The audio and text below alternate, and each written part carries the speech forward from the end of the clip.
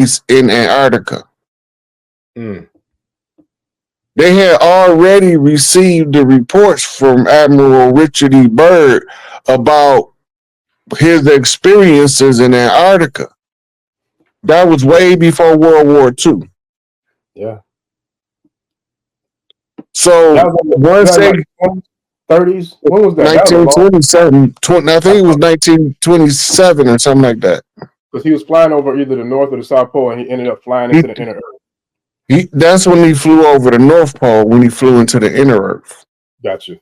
When he flew to Antarctica, he talked about the unexplored lands that he's seen.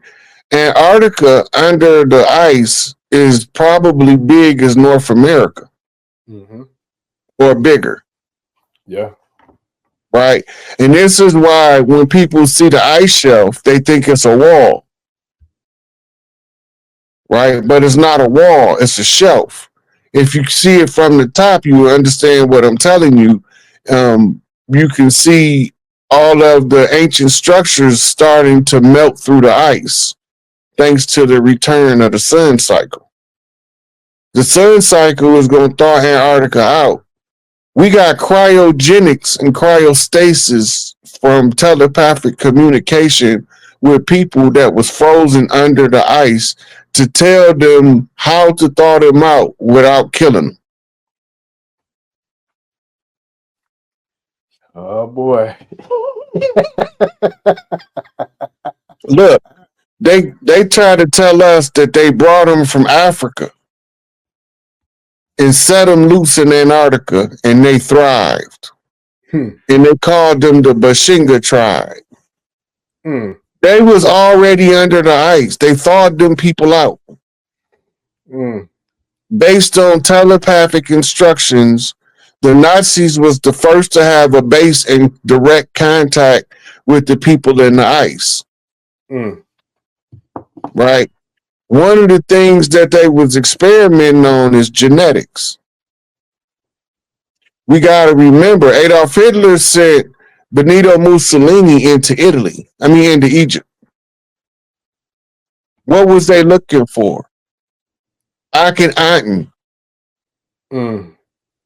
Akhenaten was the last great pharaoh that changed the paradigm from polytheism to monotheism.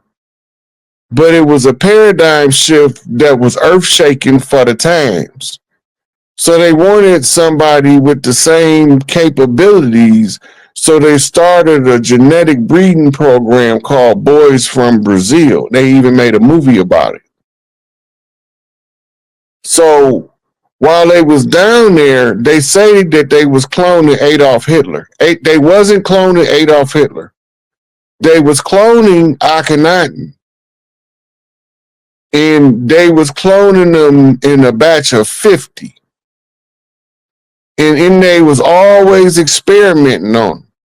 And they was dying in the experiments until they got down to about 10 of them. And then they gave us one of them. And they told us his name was Barack Obama. But his name is Barry Soetoro. Born in Kenya, the land of the jackal, Rosemary's Baby, Damien. Right? So when we was looking for the Antichrist, he rose right in our face, and we was too blind to see it. Listen, okay, so now you went devil's advocate. Can you kind of tie that into how real the devil's advocate was? The symbolism in that movie and everything that was talked about? Yeah, the devil's advocate with Al Pacino. Yes. They broke down so you got to remember that term devil's advocate is a lawyer in England. In England, the lawyer is called a devil's advocate. Devil mean enemy. Yes. Get the spookism out of it. The devil mean enemy. Yep. Right? So your personal devil is your personal enemy. You can have devils in your life that's angels in other people's. the gift and the curse. It cut both ways. So when the people begin to realize that everything is shifting, then we can get in alignment with the shift. But it all traces back to that same matriarchal energy. I sure. Yeah, that's deep. That's real deep. So now, because a lot of this, what you're talking about now, that brings us up to what's happening in real time. Kind of like when we see the parallels and the symbolism in the show Supercell, right? You had a chance to check out Supercell? The show Supercell is about the people with sickle cell anemia. Right. Now, okay, so we are in the process of shifting in our genetic upgrade from a carbon-based entity to a crystal-based entity. When the defense mechanism for malaria that was dumped on them by Enlil, Enki genetically engineered them to defend themselves with the sickling of the cell from the malaria. Right? So they also have a program in their DNA that when the solar flash hit and the Earth sent out the pulse and we go crystalline DNA and all of the frauds is shut off, then they're going to have special abilities, but I don't know what they're going to be, but they're going to have special abilities because of the sickle cell trait. Like X-Men and shit. But I don't know what their ability is going to be, but they're going to have something extra. Oh, they're going to be powerful. We had shout out to Wu Now. She was talking about it on here a few episodes ago about like the different powers that we're going to be seeing. And how does that tie into the solar flare? Because there's a lot going on with our sun right now with the solar flares and the holes in the sun. The only time the genetics change in nature is when the solar flare sends out a radiation blast. The radiation blast causes the DNA to change. What we're looking at with the Schumann resonance spiking like it is, in the storms coming from the sun, they're talking to each other. And the Mother Earth is going to have to get rid of the parasites. So if we are in alignment with it, while this energy is doing this exchange, the DNA is crystalline, developing. And it has to upgrade with the solar flare. When the solar flare hit, it's going to go to the core of the Earth, and the core of the Earth is going to send out a Schumann response based on the solar flare. And it's going to send off a strong and powerful frequency blast. And the ones that don't belong here, you're going to know it because they're going to be talking about sirens is playing in their head, and they're going to be dropping to their knees and bleeding out their ears and other orifices as well. All of those are things, parasitic things that don't belong, that's masquerading as human. That's deep. That's real deep because I was talking about the symbolism in regards to a lot of the like the neutrinos and the protons, electrons, how all that stuff ties into the resonance and the frequencies that we're talking about in all the different atmospheres above the planet, right? Mm-hmm. So when it comes to that, it's almost like, to me, like it's like a cutoff switch where you kind of say if you're using Wi-Fi and you walk too far away from your modem or your router or whatever, and then boom, the phone dead. Like you can't do nothing with it no more because you don't have access anymore. So is that what's going to happen with these beings and these parasites once these flares start to hit? Then they're gonna be bugging the fuck out. They're gonna be crashing.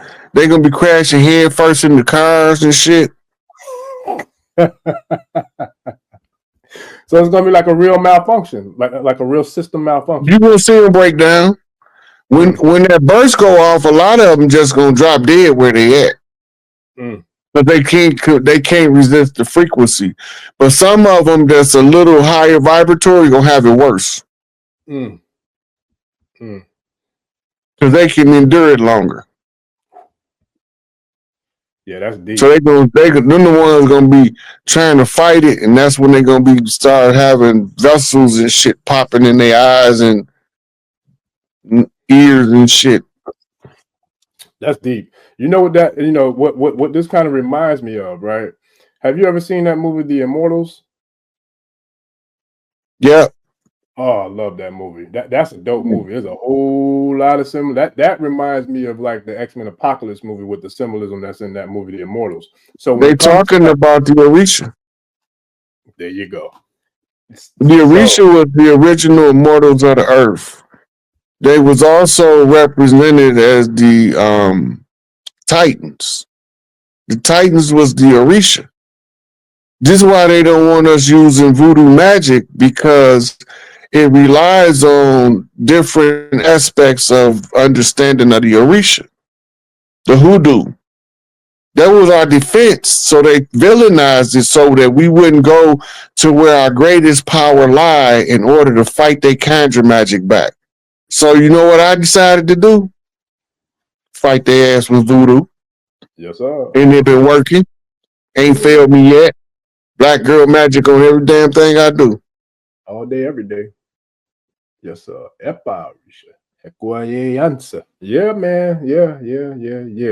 Yeah. Nah, this is that's Well, real. you know what they traditionally call African spirituality is actually tribal spirituality, and it's the same thing expressed all over the world among the tribes naturally in their natural habitat before colonizers come and Christianize and Mohammedize them and institutionalize them to a foreign culture. Mm, Right? So the culture gonna always be there. And if we understand what we lost, we can go study Africa to figure some of it out. We can go study Asia to figure some of it out. Studying the indigenous cultures, studying Australian indigenous cultures, Maori indigenous cultures, Hawaiian indigenous cultures. All of the cultures that was there before the colonizers is a central theme that tells you who the rightful heirs is to take care of the local land. mm. You exactly where you supposed to be on your land. Because in this life, that's where your birthright dropped you. Your right of birth, the land you landed on. But they told you you landed in the sea. Admiralty jurisdiction. That's deep. Oof, that's real deep. Man, oh man. So now in the like where we're going. So now to go back to Immortals in that movie, and this is something that I love, and I'm pretty sure. Let me ask you this before I ask you this question. I'm pretty sure you probably read it, but have you ever read the book? What's the name of it? It's about the young boy who was he was like in the desert, and his journey was to find his destiny. I cannot think of the name of the book. It was a damn good book, man. It's a self-help book and it's a personal development book, but it was about a story about a boy. I can't think of the name of it, but it reminds me of Immortals. And I'll remember, I'll get the name of that book.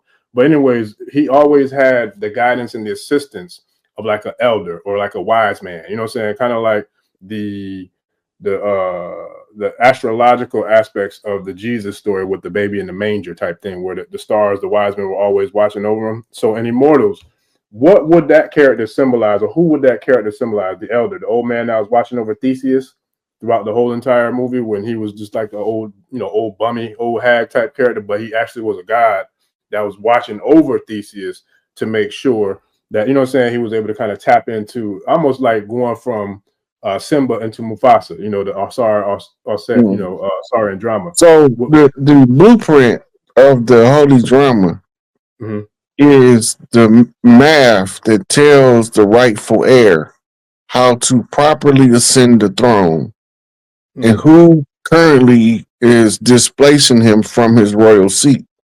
This is the mythology of Set versus Osiris. The brothers fight, and Set designs a coffin for Osiris and puts it in and locks him in it and kill him. So then he scared he's going to resurrect, so he go chop him up into pieces and spread him along the Nile. So the Easter egg hunt, because the Ishtar, Isis, had the babies help her find the remains of Osiris and they use the Heka magic that they learned from Tahuti. And so once she brings Cyrus pieces together, his phallus is missing. So she decides to absorb his essence, his DNA code, which is already in her, and use it to spontaneously create a son, right? So she's using the blueprint of Osiris, the father, in order to generate a carbon copy of the father in Horus, the son, who's going to avenge his father from his uncle Set and retake the throne, right? It's a math problem, but you will never see it as a conceptual physics problem until you become turned on as the rightful heir to unravel how to reascend to the throne. That's deep. Yeah, man, that's deep. That's real deep. And you know what? It also triggers something in me too to think about the mothers and how, you know, the symbolism that we see is being shown right before our very eyes at all times. So now, if you remember in the movie Immortals, there was a part where Theseus had to go into like this monastery or like this monk, you know, type place where they was hiding out. And the only way for him to be able to access the true, you know, saying Ashe or the true power, he had to get with the females, the feminine energy. So to me, that would be symbolism to the female natures, but also of like the Aj. To me, that would be like the symbolism of the Iyami or the Aj from So E5. you Correct? remember earlier when I told you I got 7 godmothers named Mary? Mm-hmm. Right? Because they are the ones that anoints the sun. If you look on the hieroglyphic wall, you will see a procession of women, and they'll have a vase in their hand, and the one that's standing before the child will be pouring the vase across his head. She's anointing him. That's what anointing means. And once he's anointed by the 7 sisters, that's when they turn on what's called the Pleiadian light, which is the ability to access your pineal gland and turns on your third eye. So they are calling on the forces of the ancestors to speak through this child. And the ancestors has to study the problem. So the child has to go through a life where the problem is constantly part of his reality until he can figure out the solution to deliver to the people in order to free them from the tyranny of oppression. Yeah. That's deep. That's real deep. I love it. Oh That's the man. purpose of the Redeemer, though. Yeah. The Redeemer's job is to redeem the lost sheep, right? In order for them to receive their due inheritance.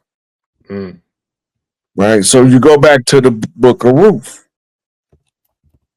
Ruth decided to be patient and wait for the Redeemer to come before she would leave.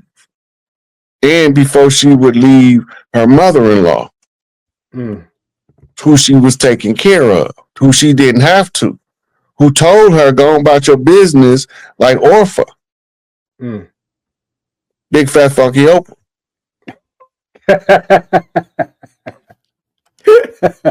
Who turned your back on your sisters in order to defect from the Delta, the Mississippi Delta, your roots.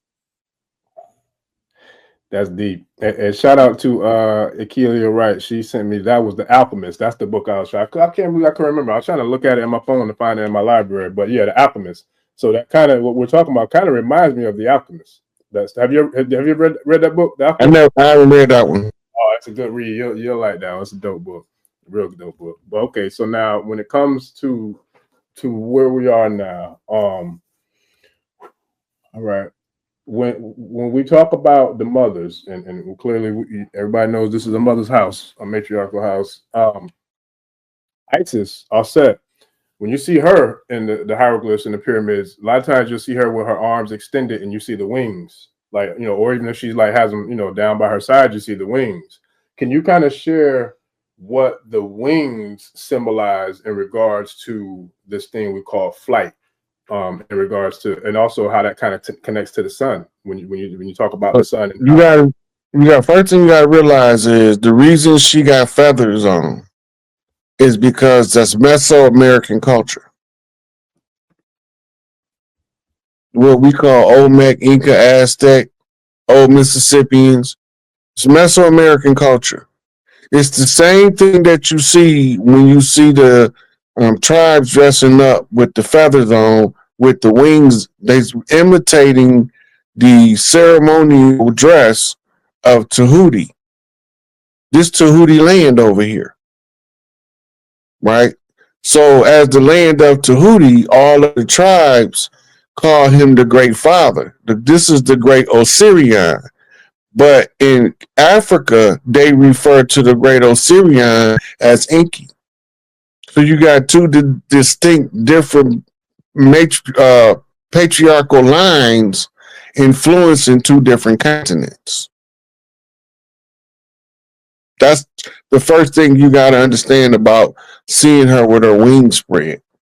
In his symbolism is the full aura, right? Because when the aura is fully illuminated and you can see the aura, sometimes when people stretch their arms out like that, it gives the appearance that they have wings made of light. So the ancestors have to remind you of that. So they create what's called archetype artistic expression. So they put the wings on the pottery so that you will remember that spiritually you have wings. Right now, the technological wing disc, right, is the symbol for the fleet of the sky. The fleet of the sky was under the command of Enlil, which translates into English as Lord of the Sky or Lord of the Rumbling Voice. Right? So when we're looking at the symbols, not until we know the origin of the symbol and what it means in its origin, will we know the truth of the matter of what they concealing from us in our face, behind our back. Using symbols to talk above our concept or understanding. Yeah, that's deep. That's real deep. Not because, yeah. Oh man. Okay. So let me ask you this, because this has been a hot topic and a hot debate on the channel since our first interview. Where did human life begin from your perspective? Because some people have seen disagreements. Some people saying America, we was here first. Some people saying Africa, we was there first. Can you kind of break down from your research and your studies which one you feel like was the origin or birthplace of humanity? So the outer Africa theory is predicated on Lucy being the oldest recovered hominid, bipedal hominid, ever discovered at 3.5 million years old. The problem with that is the species of hominid that Lucy was is called proconsul. Proconsul was not a human. It was a chimpanzee. So the out of Africa theory ties in and was influenced by the philosophy of Charles Darwin's evolutionary theory that has never been proven. It's debatable. That's why it's still a theory. But the reality of it is all humans is made of the carbon base of corn. Scientists already have went through this research. The only place that you find corn originally was the Americas. Corn was exported to the world from America, and that's why the Corn Festival was one of the most sacred festivals we had that drew tribes all the way to what we call today the Aztec temples from both North and South America for the Great Corn Festival. This is why you have these so many different types of corn, but you only know about the Oshun corn. the yellow corn. But the corn is the carbon that made up the human. And if you look at it, you got so many different colors of corn, right? So the breeding or the laboratories that have all of the genetic profiles in phenotype is in Teotihuacan in the temples on the walls. So the human was created quintessentially in the Americas and exported to the rest of the world. Now you could say we was all at Pangea at the time, right? Because when they say something is pagan, they say it's Pangean. That means it go back to the earliest days of Atlantean civilization. That's deep. That's real deep. That's real deep. So remember, Tartaria is Tartarus, and Tartarus is the land that's under the ice in Antarctica. That's deep. Atlantis was the Americas as the capital of Atlantis with the original Temple of Isis. The waters used to, in the night sky under the little moon before they parked Luna out here, used to shine and glisten in the night sky. And it used to look like she was surrounded by glistening, flowing rivers of metal because of the fluorescent nature of the black moon. It's like having a black light in the club. Ooh, that's deep. Listen, let me jump in real quick because we moving now, family. Y'all buckle up, Buttercup, because we moving now. So how does that relate to the aurora borealis and how that glistens, at the poles? So that comes from a refraction of light as it radiates off the gases. Or you ever be driving down the street and you see that wave of heat coming up? Right. So it's like that, but it's in the atmosphere. And it's composed of gases. The same way that wave is composed of gases being released from the earth. And the refraction of the light going through the gases gives us the luminosity that gives us that effect of the aurora borealis, the northern lights or the southern lights. Now, when the solar flares get intense, the ends of the aurora borealis moves further south from the North Pole, and the southern lights move further north from the South Pole. It's showing you the impact of the solar energy radiation that's coming in because it's making the heat up faster, that's covering more spectrum of light across a broader surface area. Ooh, that's deep. That's real deep.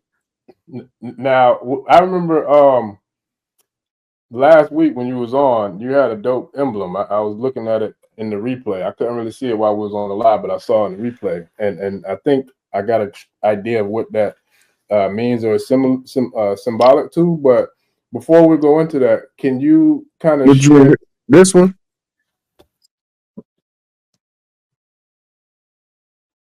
Yeah, nope. Well, let me see. Can you move it a little bit more to your right? But okay, yeah, it was that one. I didn't see the full. See, I didn't see the headdress. All I saw was the face. Can you kind of share what that symbol, what that means, what that's symbolic? That's a full bonnet, full feathered, full bonnet war chief. Chief Pontiac is a war chief. Ottawa. I'm an old Mississippian with the oldest rank, so by my old ass being on the territory of the Ottawa and having the competent capability to arrange military strategy and tactics behind the scenes, then I inherit the responsibility to recover the Chief Pontiac aspect of the war by telling all the tribes what's going on the land.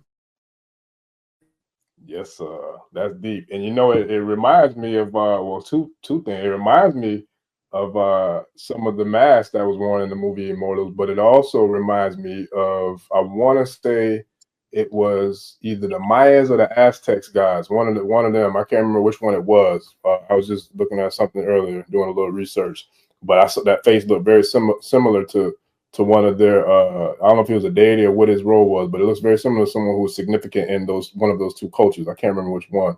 Now, with Tiahuashan, and that's the mountain of the moon, correct? Or is it the mountain of the sun? Not for sure. I don't want to say for sure. It's one or the other. It's either the mountain. It's either the mountains. It's either attributed to the sun or the moon. I can't remember. But every time I look at it, it definitely looks like, especially the large one, the big one. It looks like that would be a landing pad for some very significant crafts at the very top of it. They don't need no landing pad. That's one of the most 3D earth-minded things you could think that they need a landing pad. They can use stilts and land damn near anywhere. And they can launch a landing pad from the bottom of their ship that will land on the ground, but it'll make them hover above the disc. They don't need no damn landing pad. That's some 3D shit. They can go through portals. They can land on water and don't sink. Or they can land on the bottom of the ocean. Yeah. That's deep. Right? They can stay under the water longer than we can in our submarines. Yeah. Right? Yeah. Because they know how to extract the oxygen out of the water using the metal of the ship as a breathing apparatus. Yep. We really about to go, folks. So nah, for real though, we really about to go. Because now I got video footage of 2 crafts, and I have pictures of maybe 3 or 4 that I caught personally. Now I can't say how many I've seen. I've seen so many I can't even say, but I actually have receipts for 2 that I've seen, and I have pictures of maybe up to about 5 that I've actually caught on camera. But I've seen a lot of different types of crafts, and I've actually filmed a couple that I'll share. I might embed it into this when I do the upload with this. But I do know that there are certain types of crafts that are attributed to certain types of beings, and this is going to bring me into where I wanted to go, kind of ask some questions that the tribe had too. Now, okay, the distinction between who would be Inky's fleet of crafts and who would be Enlil's fleet of craft, kind of like the dirty Moors, you know what I'm saying, the black mobility versus, you know, the ones who are the righteous Moors. Inky is the commander of the Nibiru fleet now. And he is the next in line to hold Anu's seat. Anu is going to be promoted to the position of chairman of the Galactic Council. So Enlil is exile. So the only thing left is to finish the process. What happens spiritually trickles down physically. When I talk about Inky and Enlil, I'm really just talking about frequencies of energy that deals with understanding how structure work in conflict. So they become tools of learning, but when you give them a noun, person, place, or thing, people tend to grasp the concept that's attached to it easier. So I read it as energy, but other people read it as a novel.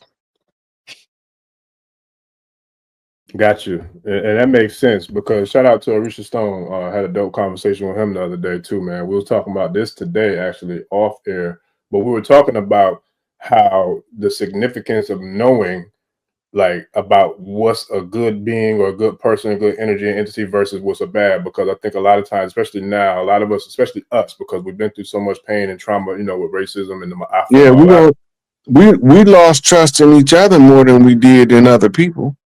There you go. And that's where I wanted to tap into about how the significance of energy and frequency is, because it's not a skin thing now. Not at this point. It's way beyond that. Now it is strictly, you know, primarily a energetic frequency thing, especially when you talk about mama getting rid of the parasites and having her cycle and flushing all that foolishness out of here. So with that, how does that correlate to where we are in regards to how we're living our experience, like in regards to like the karmic, you know, attributes that come back and forth with what we do in regards to karma, our habits, whether we drinking and smoking and fucking all the time and not, you know what I'm saying, working on elevating our frequency. How does that tie into? Think about this. If you got anything you do, you're supposed to do. If you God, you can't. Somebody can't tell you God and put restrictions on your God expression.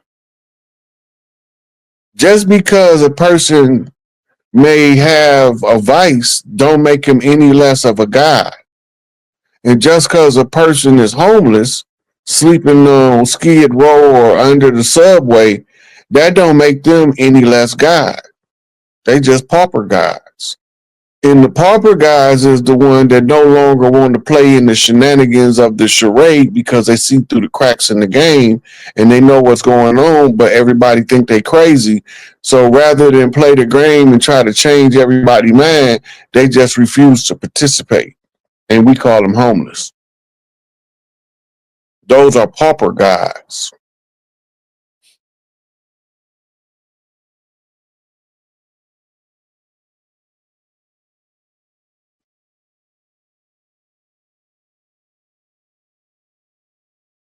You still there, bro? Yeah, I'm here. That's deep. I'm trying to pull up. I'm pulling up some. I'm trying to pull up some images of Nibiru, and some of the like the Crystal City and some of the, you know, some of the crafts and things that we're talking about to kind of give a visual. But I got to convert them from the Crystal City is called a jumper ship. Mm. It's a royal jumper ship. Mm. Right? It fit inside of another bigger craft called a mothership. Mm-hmm. The Crystal City is big, but it's just a jumper ship. And it's all bedazzled because it was made for the royal family of Nibiru. Mm. And when it land, it's going to land on Emerald Lake. I think it's in Colorado or Montana. Mm. That's where it's going. That's where it's scheduled landing at. The county that's shaped like a Liberty Bell. Mm. Yeah, that's deep. That's real. Remember, deep. Dorothy was looking for Emerald City. Mm-hmm. But she wasn't looking for an Emerald City. She was looking for a Crystal City. Mm. She just didn't know that it sits on the Emerald Lake. And this is what happened if you follow the yellow brick road. Follow the gold. That's deep because I was able to get one. Let me make sure it's the right one. I was able to get one converted in time. So now you said, and I'm glad you said, now what you said, the Emerald Lake, right? Yeah. Okay, so now I'm gonna share. No crop circles. Crop circles are not new. Before we had technology, we had crop circles. Mm-hmm. They just started reporting on them in what, the 90s? It wasn't that long ago. Not long ago at all. Yeah, but when you look in ancient texts, you see the symbols that the crop circles have in them, and they tell you what they mean. It's actually an ancient language that you can translate. Yep. But the oddity is nobody ever see a ship in the area. Mm-hmm. Right? But the stalks are not broke like something sat down on them or crushed them. They still growing and functioning like normal. Yep. Right? So that's what you call fourth dimensional energy. Mm-hmm. But it's electromagnetic in nature. Mm-hmm. Right? So it's using the magnetism of the earth as it spins in the circle to create the crop circle. Mm. Yeah. That's deep. That's real deep. Now, because I'm a nerd, so I've been studying this stuff for a long time, and so I've seen how now they're putting a lot of this stuff in these documentaries or these series like Ancient Aliens and all that. But honestly, I feel like that's really the same thing they did like when they raided the Library of Alexandria. I feel like they took a lot of the work that they got from the Dr. Blairs and the Dr. Yorks of the world, you know what I'm saying, the Machwas, the creative Machwas of the world, and they kind of like putting it out from their, you know, perspective of where they can monetize it. because remember, they were killing our master teachers for teaching us this stuff. You know what I'm saying? Like back in the day. So it's like now all of a sudden, it kind of reminded me of weed. It's like you couldn't figure out how to control it back when you first got exposed to it, but now that you figure out a way to monetize it, now you want to put it out. You know what I'm saying? So it's like I feel like that's what we're seeing with the information now too. Well, the Library of Alexandria, most of the scrolls that was there are in the Vatican Library.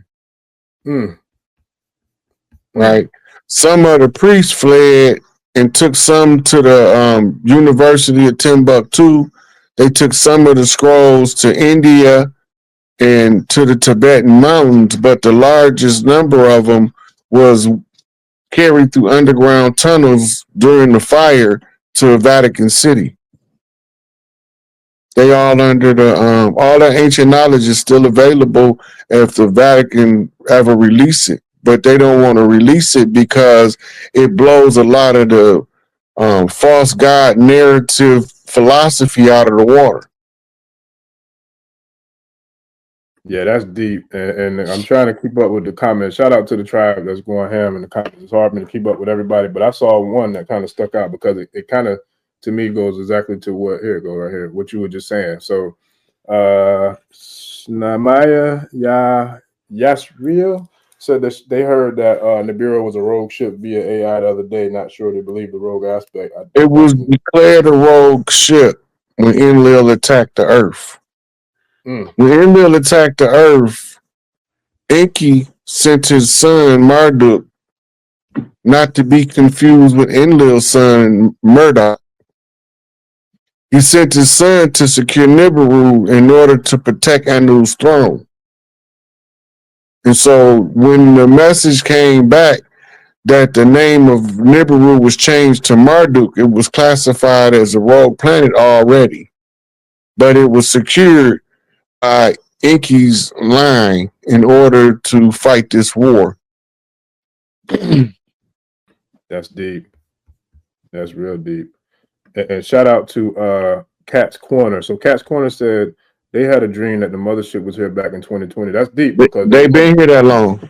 But remember me and you was talking the other day. I was telling you about my experience too. I had one back in, I want to say mine was probably like in the 20, I say between 09 and 011 when I had a dream similar. Like, I mean, it was dope. I actually seen a documentary where this lady was a contactee, and she had the real dream that I had. That was the most vivid dream I ever had. She had it unfold within her real life third dimensional reality, and she was breaking it down, and they showed a depiction of it. But I had one very similar that I was sharing with you, but mine was a dream. But I remember it was motherships flying through, and I'm talking about they were like cities, and they had the whole entourage, the whole convoy was here. They had the fleets, they had the scout ships that like the Four Winds, like they was doing something. They came and shut everything down. I'll never forget that dream because it's so real.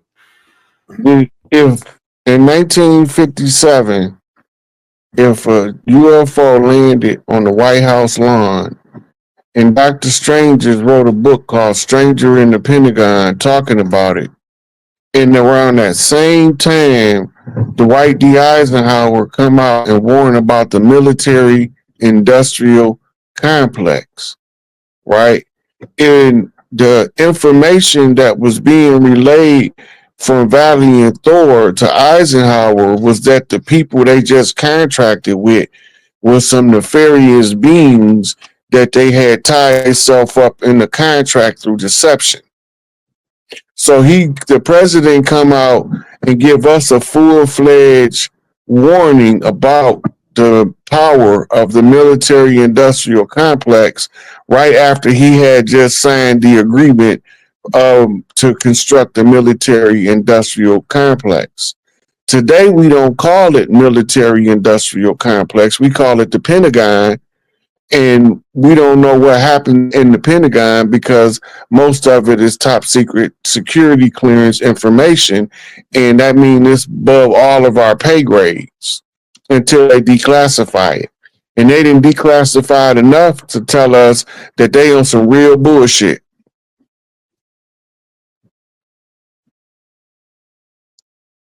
You can say that again, but guess what? They ain't declassified enough for me because I know exactly who you're talking about, what you're talking about, and why you're talking about it. We're talking about Valiant Thor, who was a Venusian, who was actually living in the Pentagon during that time in which you're talking about. He came here with his fleet. I believe it was 3 of them. It was him, and it was another Venusian dude, and it was a white lady. A lady. I can't remember her name. I can't remember their names, but I know exactly what you're talking about. And I got the pictures and the receipts, and I probably throw them up in the upload. But yeah, that's deep. And that's where a lot of this comes into play of what we're dealing with now. Is that correct? Yes. So when they warned us about that, the close of the age, in order for the age of Pisces to close, all contracts have to be closed. So they could only give them a contract that extends until the close of the age, which is determined by this cycle is determined by the Mayan calendar, right? The Mayan calendar is a sub calendar to what we call the Yuga calendars of India. The Mayan calendar was to clock this cycle until its conclusion in 2012, and then we was supposed to begin cleaning up all of our earthly bullshit in order for the children that's coming in as indigo children, star children, crystal children to come in, and they supposed to take us to a whole nother level of civilization. But all of the grown folks want the spotlight, and they want to suppress the child and abuse the child in order to keep the future from being prosperous and bountiful. Keep oppressing the children, you keep oppressing the future. So we have to first liberate the children. This is why everywhere you look, somebody fighting to end human trafficking. The only thing that's disturbing to me is it ain't enough people that's in high places being exposed for their involvement in the human trafficking yet. And that shit's starting to piss me off. Yeah, that's facts. And that's one of the things, that's one of my biggest pet peeves that really make me want to turn up and muck some people up is messing with children and elderly and women and people who are handicapped like that don't nothing burn my brown is more than that and want to turn up and muck some folks up. But yeah, I feel like that's going to be taking its place in divine time to where the mothers are here and they doing what they do. So shout out to the EIME, the IJ, the Netchers, all the feminine forces are all, especially the IJ and the EIME are very powerful protectors of children. So all that foolishness it is what it is. I feel bad for them, but it is what it is. But we're gonna definitely do something about it. Now, man, we're going real deep. Okay, so when we talk about the ancient civilizations, another comment that I've seen that I wanted to kind of get your perspective on, it was from the last one we did, was in regards to the eldest civilizations, advanced civilizations. So with you, would it be the Anunnaki, the Sumerians, or was it some civilizations that even predate both of them? Atlantis is older than all that shit. When the Anunnaki came, we was already in Atlantis. They the ones broke the Atlantean Matriarchy up. When Enlil attacked the earth, it was assault on the divine feminine, an attempt to overthrow the great mother from her throne. They just said, though she had some crazy ass boys like me that don't play that shit. I'm only pissed off they told me we had to educate ourselves about a condition we can't fuck nobody up.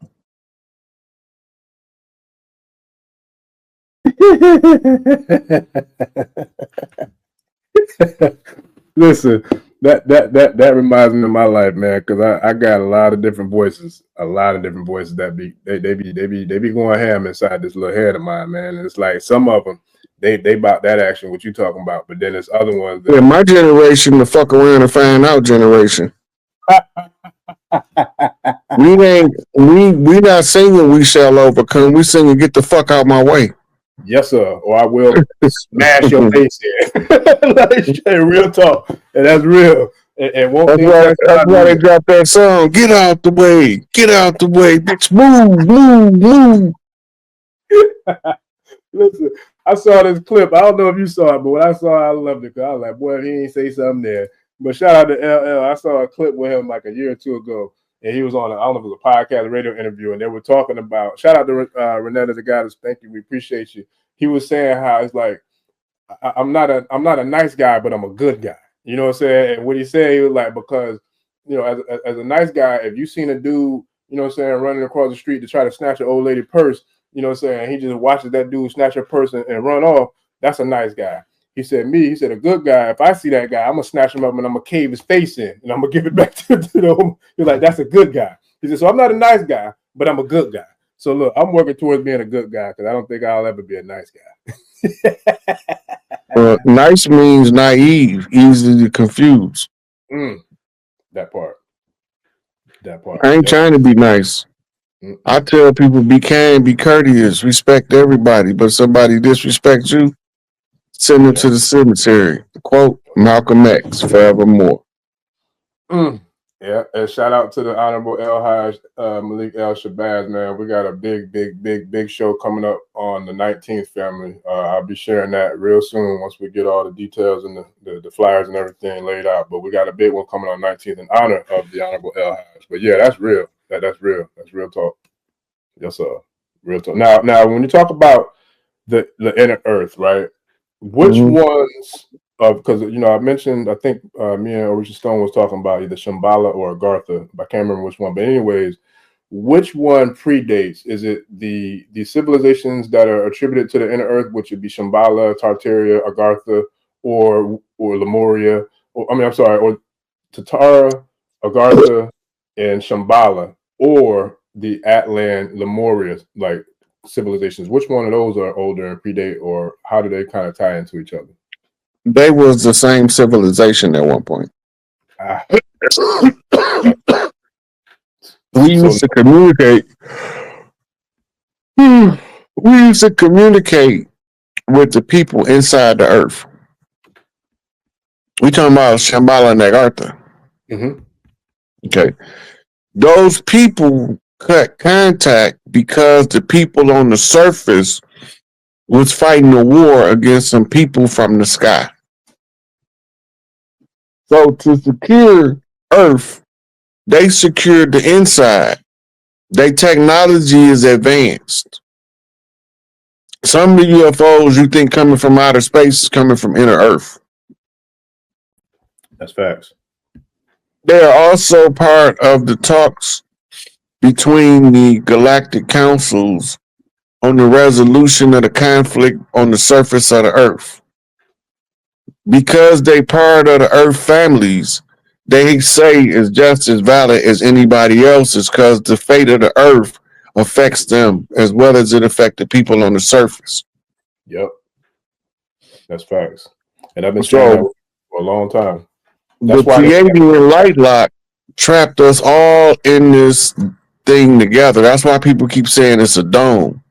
But it's a radiation barrier called the Van Allen belt. All you got to do is a little research and you'll understand what's taking place.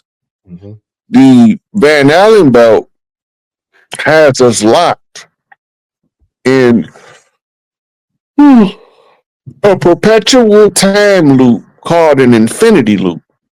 It was done through science and conjure magic. The reason the Pleiadians put the light lock around the Earth was to trap the ones that was good and bad together to fight it out on the ground. This is why they always tell you that the devil came to Earth. What was Earth before the devil came? It was heaven for the people who from Earth. So when the devil came, he interrupted our harmonious living and brought us some form of chaos. Right? So they say that Humbaba stole the scrolls of destiny. The scrolls of destiny is the writing of the 26,000 year cycle. If you go back to your Nation of Islam teachings, the history is written in advance, and then we live it out in reverse. That's why when you breaking out of the infinity loops, everything you seen coming in, you're going to see it going out, but it's upside down and backwards in the mirror. So you might not recognize it until you got caught back in the loop. Sometimes you got to be in the loop several times. They call this, you don't learn your lesson the first time. Yeah. Right? You can't see your way out of the cycle that have you trapped in the loop. And that's why when your Sakoma, if you realize what it is, your monkey mind, you can learn how to monkey flip your mind to see all deception. Woo! Yeah, that's deep, man. Shout out to Ultra Instinct. Look, I almost titled this podcast episode after Apocalypse, man. So that's dope that he put that in there, or he or she. I'm not sure if it's male or female, but shout out to them, man, because I almost named that this show something along the lines of Apocalypse, and Apocalypse would be a heavy topic on our last conversation. But that's deep, man. That's real deep. That's real deep. Now, does that have something to do with why they say, like in the Akashic records, a lot of people, we have multiple lifetimes and we come in and out of, lifetimes, and, to kind of get everything right before we can kind of transform into a full-blown ancestor or ascended being? Listen, the Akashic records, think about this. Mm-hmm. We are in a holographic reality. Mm-hmm. Nothing escapes the hologram. Not even a thought. So in a holographic reality, everything that ever was still is, and everything to be is still here. It's already here. So all you doing is moving through the hologram, and you standing on the remnants of prior holographic experiences. When you erase a hard drive, you still have data on the hard drive. When Earth shifts, Earth still have data that's evidence of the shift from one cycle to the next. From the giants who became petrified mountains to the giant trees that was cut down to kill our powers that they tell about in parody and movie form, right? All of our temples of ancient eras from different eras on different locations around the world. All this stuff is within the hologram, and those remnants is the leftovers that couldn't be erased from the memory of the collective. It's still there. Ain't no secrets anymore because all of the secrets is out in the open. And to expose the reality of the earthborn tribes of the Americas as the firstborn tribes of the earth, and having first right to the earth rights to the mothers, grandfathered in off the oral tradition of the tribal structure to always restore Big Mama back to her throne at the close of the age. So we follow the oral tradition and disregard their paper chain that had us in the prison, both paper prisons and metal prisons, through their paperwork. We didn't need prisons before they came. We didn't have prisons before they came. We solved the problem that caused the human to be broken in the first place. Therefore, you don't have nothing called crime. Everybody ate, so nobody didn't have to steal to eat. Anybody would give you what they had, so you didn't have to steal nobody else's possession because they didn't. Hey, you can have that shit. That shit not more important to me than you are. Then you have the others who came and they don't feel like we feel, and they created a dissension. They planted that seed throughout all of the groups of the people of the land that lived harmoniously on the land before they came, as it is already documented by the ancestors that left stories from before 1492. We knew how to get along. We knew how to solve the problem one way or another, but we're not resting with problems lingering in the air that affect the people. And if it affect one of us negatively, it affect all of us negatively. Under the matriarchy, when the women get their birthright back to the earth rights and the matriarchy rise as the prevailing and ruling government, we all can breathe again. And that even changes the complexity of the oxygen. Some of these people that's around us, breathing next to us, they don't deserve the right to have oxygen. Facts. They are waste of oxygen. And we think, we still love them. But they're a total waste of breath. Facts. And then you got some of them that every breath is worth gold to have them breathing here. Facts. And then you got a spectrum between the two because we live in the land of polarities. The holograph, you have to understand the polarities. In order to know the difference, you have to understand how to do a comparative analysis. Dr. Neely Fuller told me, if you tell me this is the good guy and that's a bad guy, show me a bad guy and then explain to me the difference in the two. Comparative analysis. Comparative analysis allows the God mind to break free from the 3D socialized domesticated mind. You setting your taco mouth free, your monkey mind free. Facts. Yeah. Shout out to the ancestor. He joined the realm of the ancestors not too long ago. Neely Fuller. This is one of his dopest piece of works that I've read. Is the compensatory counter racist code. Man, this is a principle. Like, this book is definitely something that every household should have in it, because it breaks down the 9 areas in which that whole system was constructed on and what it uses to try to keep the masses under that sleep spell. And I was fortunate enough to get to talk to him before he passed too. Wow, for real? That's what's up. I talked to him a couple years ago because I wanted to make sure I understood the writing of the book and how to use it. When he got done explaining it to me, and then I said, this is the counter-offensive to the oppressive white supremacist mentality. But it's not a guide to oppress pale-faced people that we call white. It's how to break yourself free mentally and spiritually from the shackles of the tyranny we was under. If you use a side-by-side comparative analysis, everything they said they was going to do to control us in the protocols of the learned elders of Zion is everything he's giving you the defense structure to in his United Compensatory Code. Yes, sir. That's a whole nother call. Look.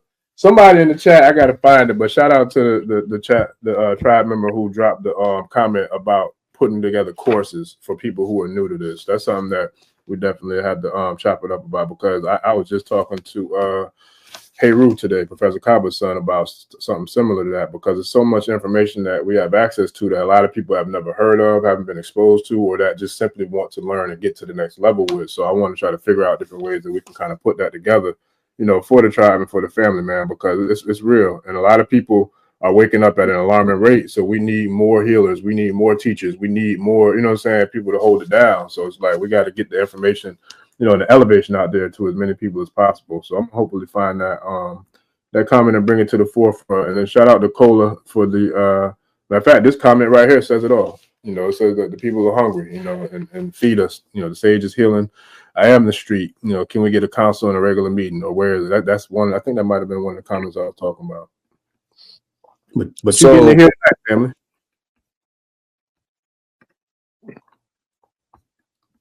Yep, my bad. I mean, you got it. Yeah. So I'm out here on social media. I'm just giving away free game. But when I get done with this internship on my social media campaign, and I get to divorce myself finally from social media, because it's the most naggingest, sufferingest wife a motherfucker could ever ask for. Listen. I love y'all, man. We love the people, because I promise. But when I get done, I'll be instituting